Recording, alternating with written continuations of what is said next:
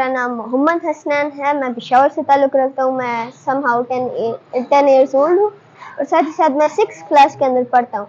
मैं एक English language teacher हूँ, एक इंस्ट्रक्टर हूँ, certified by the British Council because of my certificate in English language teaching to adults, also known as Celta.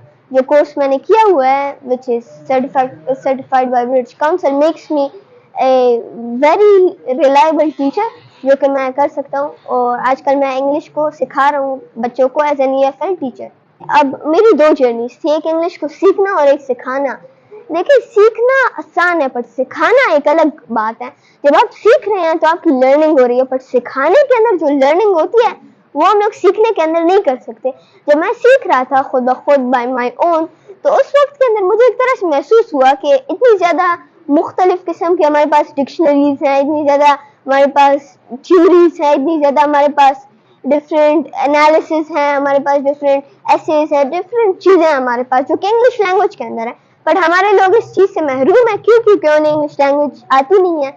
और मुझे बहुत ज़्यादा शौक भी था सीखने का। और साथ ही साथ जब मैं अपनी महरूमी को और औरों की महरूमी को देखता था तो मुझे अपने आप पर और औरों पे एक तरह से अफसोस और साथ ही साथ अपने आप के लिए एक बुरा फील हो रहा था कि मैंने सोचा कि क्यों ना मैं सीखूं। जब मैंने सीख लिया और मैंने देखा कि देखें चलो मैं तो सीख रहा हूँ पर औरों का क्या, फिर मैंने उन सब लोगों को ये बात समझाने के लिए उन्हें फ्री में इंग्लिश लैंग्वेज सिखाना शुरू कर दिया, पार्शली कि मैं उन्हें समझाऊं, महरूमियत से उनको निकाल पाऊं और उनको एक अच्छे और एक अच्छी राह की तरफ लेकर जाऊं।